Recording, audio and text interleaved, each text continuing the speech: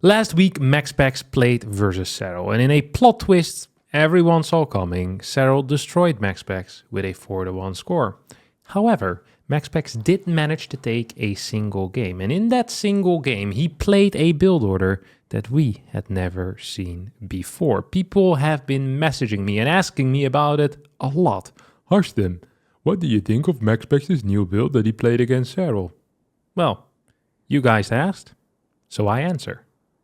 Now, before we take a look at the new, we first must understand what is current. Currently in Protoss vs Zerg, the golden standard is a 1-gate expansion. It has been the golden standard for the past 9 years, pretty much since Legacy of the Void came out. It consists of a 14 pylon, 16 gate, 17 gas, and then the 20 nexus into a 20 cybernetic score. Note that the nexus gets built before the cybernetic score as well as before the second gas. This is the standard. It's a build order that gives you volatile options in tech and a very good economy, which is why it's so damn popular. Now MaxPax made one major change to this build order.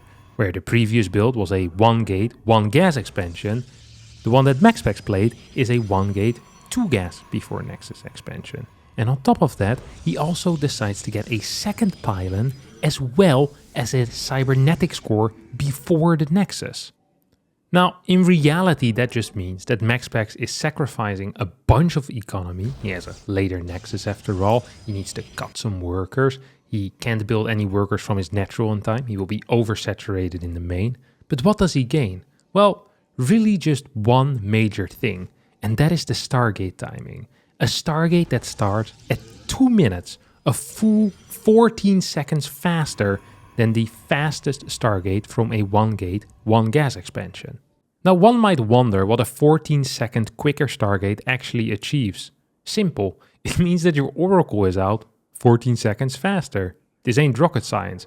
A 14-second faster oracle means a couple extra drone kills, especially if it is the first time that a Zerg player is playing against this, which Serral was. He loses 4 drones, while usually he only loses 2 drones against the first fly-in.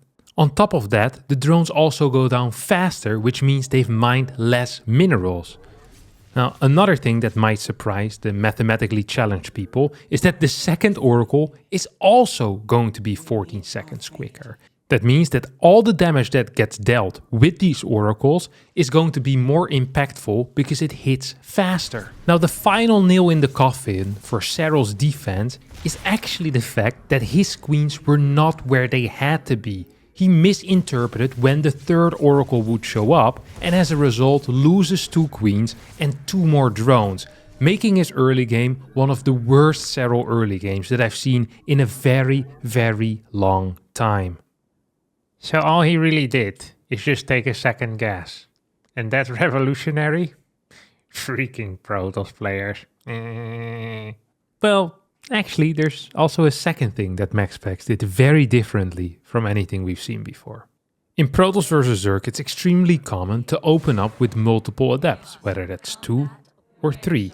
You want to use them to harass drones and maybe kill a couple of links. MaxPax, however, opens up with a single adept. He does not chrono it out, and instead, rather than spending extra cash on more gateway units, spends the money on a much faster third nexus. He gets a third nexus 3 minutes and 9 seconds into the game, which is an insane timing for a nexus. Now the added benefit on top of getting a faster nexus is that if you're skipping gateway units, you'll have more cash left over. What can you do with that cash? Get quicker tech. This Twilight Council goes down much faster than we would usually see off of a triple oracle opener. Triple oracle openers would be extremely happy with a 4-minute and 20-second Twilight Council. This bad boy went down 3 minutes and 57 seconds into the game. Because of the faster Twilight Council, he can move across the map a bit quicker, more safely, cancel this hatchery, trade well with the links, and eventually force Serral to tap out only 8 minutes into the game. Typical Protoss. Takes 10 years to figure out that a second gas is better than a single gas. All TOS players are idiots. That's a fast 4 eyes. This video ain't done yet. Before I want to criticize the build, I actually want to criticize the execution of the build. And one thing in particular that really gave me the ick. When MaxPax played this build against Serral, he opened up not just with 2 gas before Nexus, but he also added in a pylon. This is a pylon that does not need to be built before the Nexus. All it does is delay the Nexus by 100 minerals. This Nexus could have been built at 20 supply and your pylon still would have been done in time to instantly throw down the stargate. That is just not optimized. Another thing that bothers me in this build order is that MaxPax actually does a couple of weird things to maximize for his blink push. Or well, doesn't do, I should say. He adds a forge and kind of a late +1 which won't see any use with this initial blink attack. And then he also adds 2 more gateways, which will not see any use either. As a result of these things, he actually hits 6 minutes and 7 seconds in the game at this hatchery with only 6 stalkers. Now for reference, while using the exact same opener, the 2 gas and core before Nexus, I managed to hit my opponent at 5 minutes and 50 seconds with 9 stalkers and 3 oracles. 3 more stalkers and about 15 seconds quicker. That is a very significant difference in a game of StarCraft 2. Well, problem solved, one could say, right?